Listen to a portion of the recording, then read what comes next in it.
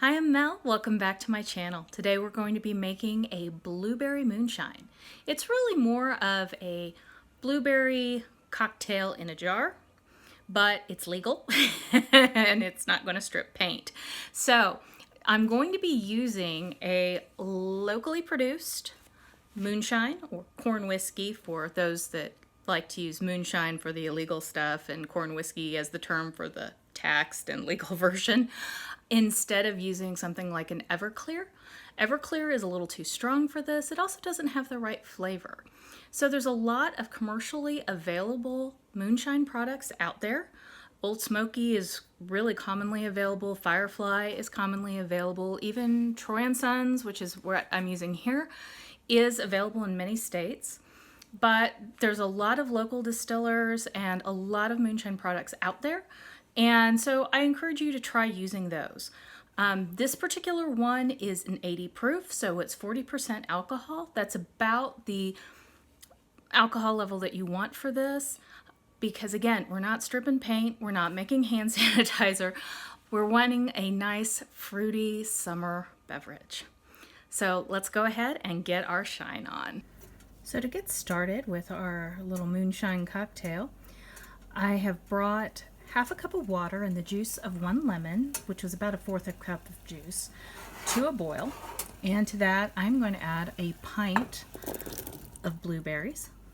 Now these have already been washed. I checked for stems. I checked for any little moldy ones to make sure we didn't have a problem. And what I'm going to do is reduce the heat on this so it's at about a simmer. And I'm going to cover it. And I'm going to let those berries basically cook down. So we're going to leave this alone for a little bit and we will move on to prepping our blueberry juice and sugar and the rest of the mixture that's going to go into this. So these have been cooking away for 10 minutes under a lid, and all I'm doing right now is just smushing them up a little bit to break up the berries, because we're going to strain out the skins and all the fibrous bits later. But for now I want to release the juices. I want to have everything combine, and then we're going to leave it on the stove on a medium heat for about another 10 to 15 minutes. I want to reduce the liquid so that it thickens up a bit before we strain it. So we will come back. So it's been 10 minutes. Our blueberries have boiled and reduced. And what we're going to do now is take a small bowl and a fine mesh strainer. We're going to take our blueberries and pour it into the strainer so that we can get rid of any extra seeds and skins, anything that would really kind of impact our final cocktail. So be careful of splatter. This is always a little messy. I'm going to let this drain and cool a little bit. And what I generally do is kind of give it a little smush every now and again with a spatula to kind of make sure that the liquid is filtering down to the bottom. So we will let this sit for a little bit and come back to it. Now for the juice part of this cocktail, I'm going to go ahead and add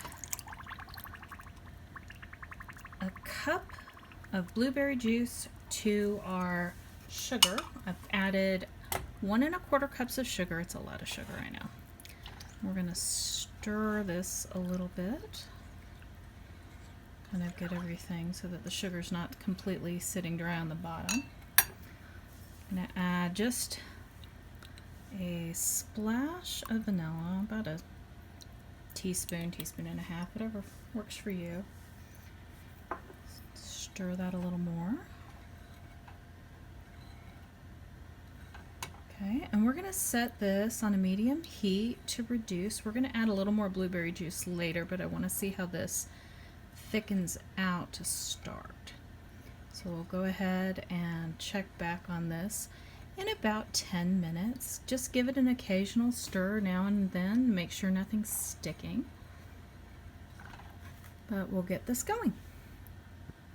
So here we are 10 minutes later. and the juice is at a boil. I've gone ahead and reduced the heat to low.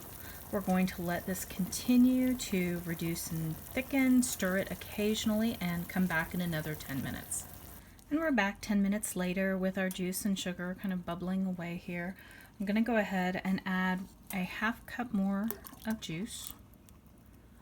And we're going to let that sit another 15 minutes.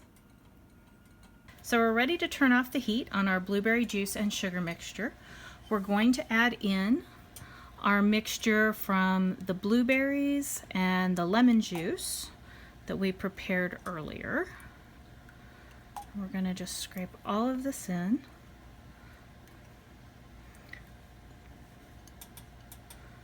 Get a nice fresh fruity flavor in there to go with the juice. We're going to give this a stir. And we're going to let this cool for a while. You can put it in the refrigerator if you'd like. Mainly, we just don't want this to cook out the alcohol in our moonshine when we add it to the mason jars. So go ahead, let this cool. Even if it comes down to just room temperature on the stove, that's fine. You know, if you don't want to mess with it right now, you just pop it in the refrigerator and let it sit. And we can add the moonshine a little bit later when it's cool. So our last step is to take our moonshine and mix it with our blueberry mixture that has been sitting in the refrigerator cooling. I've put 2 cups of shine in our fancy blue jar. It's a 1 quart jar because this is going to a friend. So we're using a fancy jar. We are using the fancy Troy & Sons Platinum Moonshine made out of an heirloom corn. It's just a really nice product. I had put the blueberry mixture in a pitcher so that it would pour a little more easily, and I had almost exactly 2 cups of that. We'll go ahead and put a lid on it. Make sure it's on good and tight because this is going to stain. And give it a shake. Now, before you enjoy this, let it sit for at least a couple of days in the refrigerator because it does have the fruit in it. Do keep it chilled until you consume it. I enjoy it over ice, but any other way you choose, even if you're just passing a jar, is just delightful. So thank you so much for watching. I hope you enjoy.